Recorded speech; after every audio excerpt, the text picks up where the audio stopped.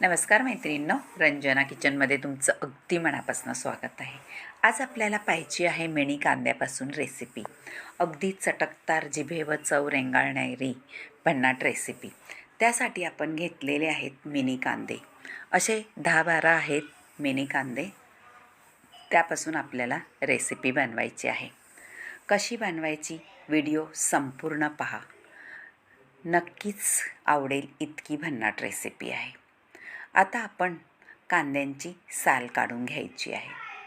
ओले कांदे असल्यामुळे साल पटकन निघत नाही, पण आपण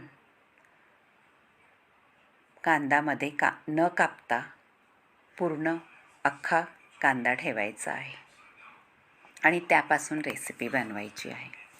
आता कांदे सोलून घेतलेले आहेत आणि बाजूला ठेवून पाण्यामध्ये स्वच्छ धुवून घ्यायचे आहेत. कारण कांद्याला कधी जाळी असते किंवा काळं असतं आतमध्ये, म्हणून धुवून घेतलेली कोणतीही वस्तू चांगलीच असते. आता स्वच्छ धुवून घेतलेले कांदे चाळणीत ठेवायचे, म्हणजे पाणी निथळलं जातं.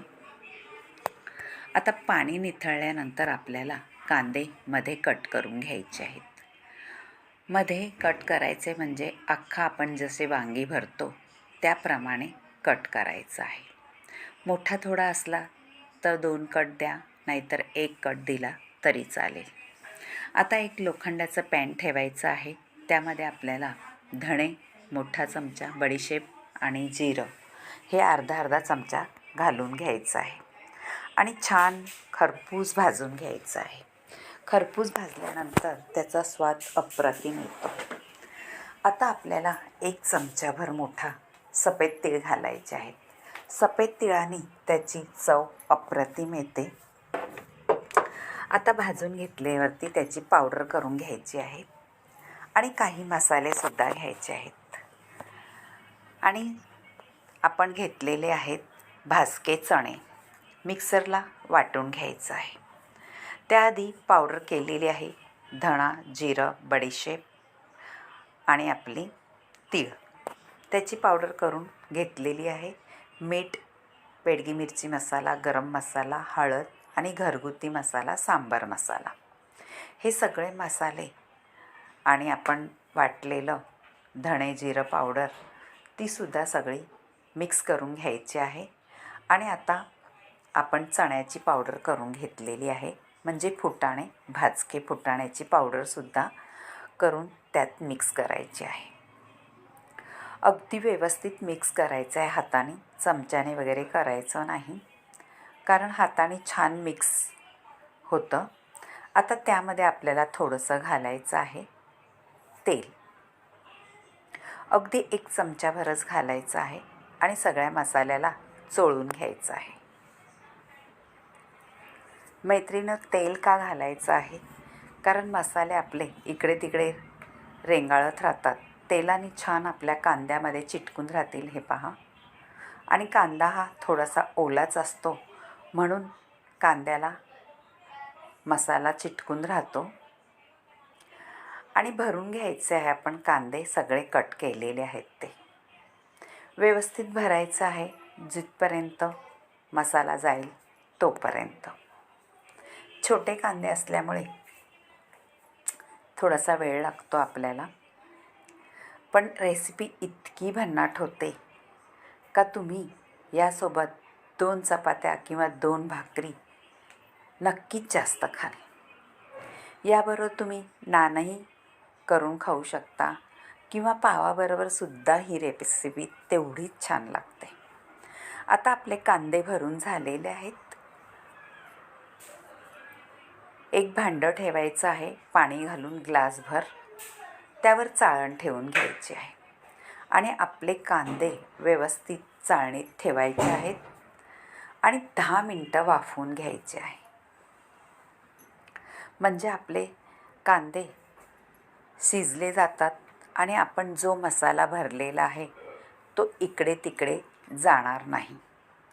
त्यामुळे आपल्याला वाफवून घ्यायचं आहे, म्हणजे आपल्या कांद्याला चव अप्रतिम येते.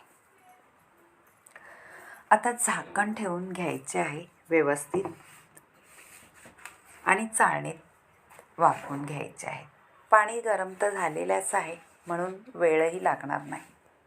आता एक मिक्सरच्या भांड्यामध्ये आपल्याला एक मोठा कांदा आहे तो कापून घ्यायचा आहे. आल्याचा तुकडा, लसूण आणि 2 टॅमॅटो हे सगळं बारीक वाटून घ्यायचं आहे, अगदी मऊ. आता आपले कांदे शिजलेले आहे पहा, एकीकडे ठेवलेले. ते थोडेसे असं हलवून घ्यायचं म्हणजे सगळ्या बाजूने शिजले जाते. पहा, आपल्या कांद्याचा मसाला इकडे तिकडे न जाता अगदी कांद्यामध्ये छान घोळला गेलेला आहे. आता आपण काय करायचं आहे, एक कढई ठेवायची आहे, त्यामध्ये तेल घालून घ्यायचं आहे. तेल घातल्यानंतर फोडणी करायची आहे, जिरी, मोहरी, हिंग. मैत्रिणींनो, फोडणीमध्ये हिंग घाला, स्वाद अप्रतिमच येतो. 2 तमालपत्रेची पानंसुद्धा घालून घ्यायची आहे, त्याचा स्वादही छान लागतो ह्या रेसिपीमध्ये. आणि तेलामध्ये घोळवायची आहेत. आता आपण वाटण जे केलेलं आहे, टॅमॅटो, कांदा, लसूण ह्याचं ते घालून घेऊन छान परतून घ्यायचं आहे, जोपर्यंत तेल सुटत नाही तोपर्यंत. आता हलवून आपल्याला थोडं घ्यायचं आहे आणि त्याच्यावरती झाकण ठेवायचं आहे. मैत्रिणींनो, झाकण ठेवल्यानंतर छान ग्रेव्ही शिजली जाते आणि थोडं तेलही सुटलं जातं. हे पहा, ग्रेव्ही थोडी शिजलेली आहे. आता ह्या ग्रेव्हीमध्ये आपल्याला आपण कांद्याला जो मसाला लावून ठेवला होता तो सुद्धा घालून घ्यायचा आहे उरलेला ताटामध्ये आणि मिक्स करायचं आहे. कारण आपल्या ग्रेव्हीला छान थिकपणा येतो. आपण फुटाणे घातले आहेत त्यामुळे. आणि कांदा आणि टॅमॅटोचा सुद्धा ग्रेव्ही छानच होते. परत एकदा झाकण ठेवायचं आहे, शिजवून घ्यायचं आहे व्यवस्थित. आता आपल्या त्याच्यामध्ये पाणी ओतायचं आहे ग्रेव्हीसाठी. जेवढी तुम्हाला पातळ हवे त्याप्रमाणे पाणी ओतायचं आहे. मी फक्त आपलं मिक्सरचं भांडं थोडं विसळून घेतलेलं आहे, तरीसुद्धा वाटीभर पाणी आहे, अर्धा ग्लास असं. ते घालून आपल्याला ग्रेव्ही शिजवून घ्यायची आहे.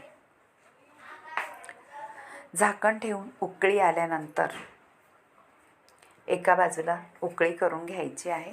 त्याआधी लोखंडाचा पॅन ठेवलेला आहे, त्यामुळे ते तेल घालून आपले कांदे शिजलेले आहे ते परतून घ्यायचे आहेत. मैत्रिणींनो, कांदे तर शिजलेलेच आहेत, पण त्याला छान असा सुगंध सुटतो थोड्या परतल्यानंतर. म्हणून आपल्याला तेलामध्ये परतून घ्यायचे आहेत कांदे. असे रुचकर खमंग रेसिपी तुम्ही कधी पाहिले का? नक्कीच पाहिली नसेल तर रंजना किचनला लाईक करा, शेअर करा, कमेंट करायला विसरू नका आणि सबस्क्राईब करा. अशाच नवनवीन रेसिपी तुम्हाला पाहायच्या असतील तर माझ्या चॅनलला सबस्क्राईब करा आणि तुमची एक कमेंट नक्कीच कळवत जा. आता साईडला आपण उकळी करायला ठेवलं होतं. छान उकळी आलेली आहे ग्रेव्हीला. आता त्याच्यामध्ये एक पदार्थ इतका सुंदर घालायचा आहे, त्याने आपल्या ग्रेव्हीची चव अप्रतिमच वाढवते. ते आहे 4-5 चमचे असे दही घालून घ्यायचे आहे. जर छोटा चमचा असला तर 4-5 घाला, मोठा चमचा असला तर 3 पुरेसे आहेत. आता दही घातल्यानंतर आपल्याला सारखं हलवत राहायचं आहे, पण दही घालण्यापूर्वी आपला गॅस एकदम स्लो किंवा मीडियमवरतीच ठेवायचं आहे, नाहीतर आपलं दही फुटू शकतं.